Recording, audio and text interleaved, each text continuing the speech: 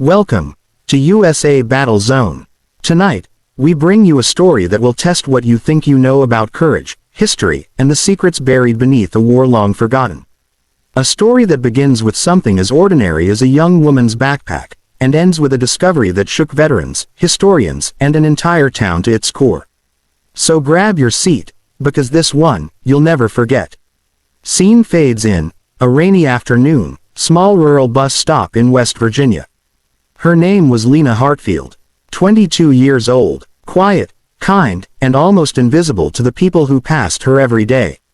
She lived alone in a run-down apartment on the edge of town, working night shifts at a diner and taking early morning classes at the local community college. No one knew much about her, except that she always carried a worn, olive-green backpack everywhere she went. A backpack that looked too old for her, military-issued, faded, and patched with careful stitches, as if someone was trying to keep it alive long after it should have been replaced. Camera pans to diner scene, clinking dishes, low chatter. It started on an ordinary Tuesday morning. Lena had just finished her shift. She was tired, eyes half closed, heading to her bus. She set her backpack down for a moment beside the counter, went to grab a coffee to go, and in that moment, everything changed. A man at the diner, local sheriff's deputy, Tom Wilder, sitting at the bar, noticed the bag looked strange.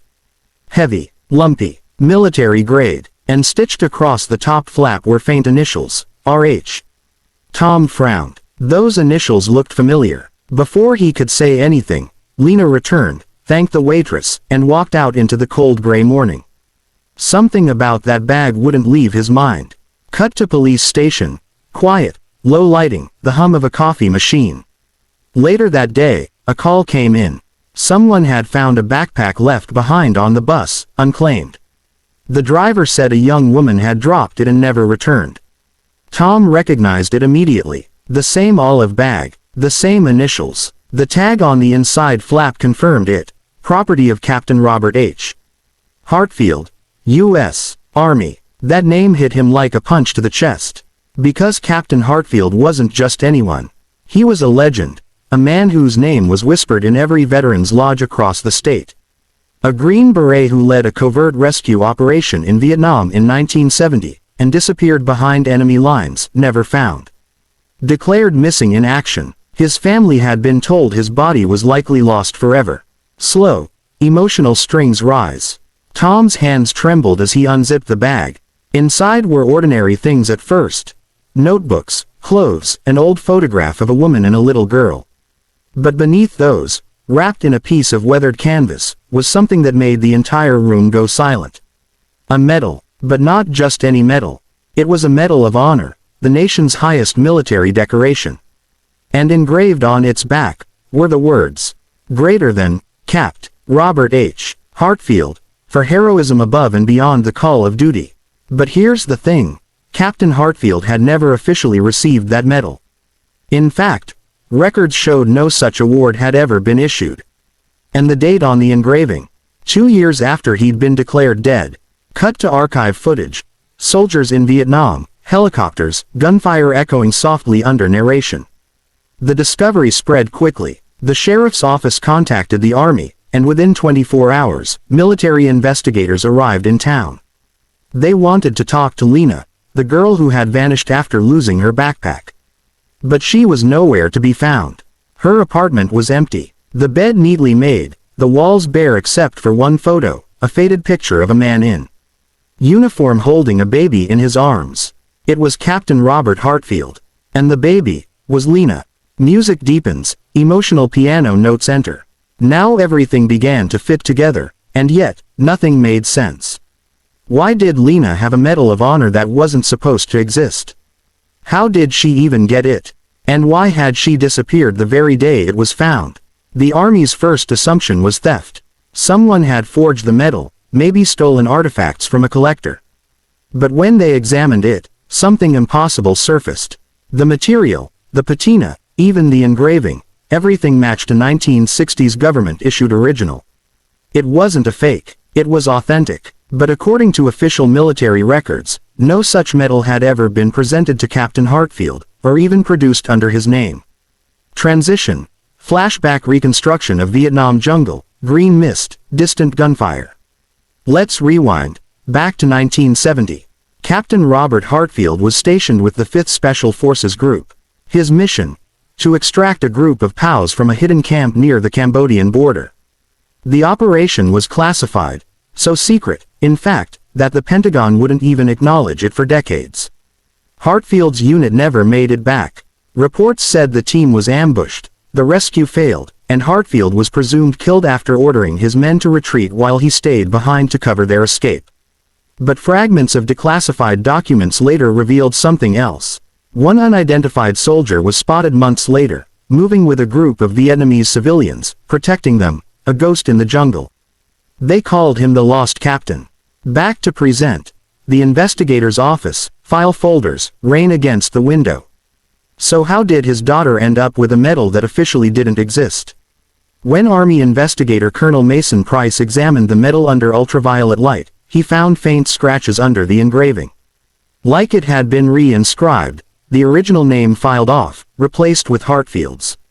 And inside the box it came in, hidden under the velvet lining, there was something else. A folded piece of paper. Yellowed with age, it read, "Greater than, they never wanted the world to know. He saved them all. Keep this safe. A friend." The signature at the bottom was just one word, whisper. Narration slows. Tone deepens, cinematic shadows. Whisper. That was the codename of one of Hartfield's fellow soldiers, a radio operator who vanished after the war, rumored to have gone rogue after seeing too much. No one ever found him. Until a week later, a man matching Whisper's description was found living under a false name in a remote cabin outside Elkins, West Virginia. When confronted by Colonel Price, the man didn't deny it. He said, "If you found the medal, then she knows the truth." Cut to candlelit interior, veteran trembling as he speaks. Whisper told a story that had been buried for half a century. Hartfield hadn't died in Vietnam. He'd survived the ambush, badly wounded, captured, and later escaped. But he couldn't go home. He'd discovered something the government couldn't let surface, an unauthorized operation, civilians caught in crossfire, orders that had come from higher than anyone dared admit. Hartfield refused to lie in his report, so they erased him, declared him dead, and Whisper, the only man who knew, swore to protect his secret. Before Hartfield disappeared for good, he gave Whisper the Medal of Honor that one of his rescued men had earned posthumously, insisting it didn't belong to him alone. "Every man who didn't come home deserves this," Hartfield had said. "If I can't return, give it to my daughter someday. Let her know her father wasn't a ghost, he was a soldier." Scene shift. Storm. Outside, young Lena walking through dark woods, headlights flashing behind her. When Lena turned 18, a stranger mailed her a package with no return address. Inside was that same olive green backpack. Her mother had died years earlier, never telling her the full story of her father. All Lena had left was that medal, and a note that said, "When the time comes, tell the truth." She had spent the next 4 years trying to uncover her father's name, tracing military archives, filing requests that were all denied for national security reasons. Until the morning she lost her backpack. And everything came crashing into the light. Cinematic orchestration swells. The Army had no choice but to open an inquiry. Media caught wind of the story, the missing captain's medal, and suddenly, every veteran in the country wanted answers. Was it possible the government had buried a hero's legacy to protect a mistake? Colonel Price pressed further, and what he found in restricted archives stunned even him. A sealed memo from 1973, signed by a senior defense official, authorized the termination of recognition for Operation Cinderhawk and all associated personnel. In plain terms, it erased those men from history. But attached to that memo was one more thing, a photograph. Hartfield, standing beside a group of rescued prisoners, smiling faintly. He was alive. Cut back to present. Candle flickers, Whisper's voice fades. Whisper died 3 days later, quietly, in his sleep. On his nightstand was a letter addressed to Lena. It read, "Greater than, they can't erase him anymore. The truth belongs to you now.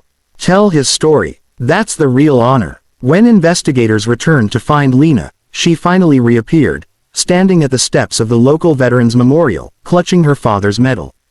News cameras rolled, rain poured, and in a trembling voice, she said, "Greater than, my father wasn't a ghost. He was a man who loved his country enough to tell the truth, even when it cost him everything. Greater than, this medal doesn't belong to me. It belongs to every soldier who was erased because it was easier than admitting a mistake." Then she placed the medal at the base of the memorial, between two names carved in granite, both soldiers from Hartfield's lost unit. Long pause. Soft music swells, camera zooms on the medal glistening under rain. Within weeks, veterans across the country rallied behind her. Petitions flooded the Department of Defense demanding Captain Robert Hartfield's record be restored. It took almost a year, but finally, in a quiet ceremony at Arlington National Cemetery, the truth was set free. A new entry appeared in the archives. Greater than, Captain Robert H. Hartfield, honored for extraordinary heroism in the Republic of Vietnam, 1970. Sacrificed his identity to protect others. Restored to record 2024. And standing there that day, Lena received his medal officially, this time, from the president himself. Scene fades to slow montage. Old photographs, folded flags, Lena walking along a field of white gravestones. There are some stories we tell to remember history. And others we tell because history tried to forget them. Lena didn't ask for fame. She didn't seek revenge. All she ever wanted was the truth. And in the end, that truth became her father's final act of service. Final shot. Dusk, American flag waving, orchestral music fades to a single piano note. Sometimes, the bravest soldiers aren't the ones who carry rifles. They're the ones who carry stories. Stories too heavy for one lifetime. Stories that live on. In daughters, in medals, in memories. And if you listen closely enough, you can still hear them. Whispering through time. Narrator, softly, thank you for watching USA Battle Zone. If this story moved you, if it reminded you of the sacrifices hidden behind the headlines, please like, comment, and subscribe. Because every time you do, another forgotten hero gets remembered. And that, my friends, is how history lives on.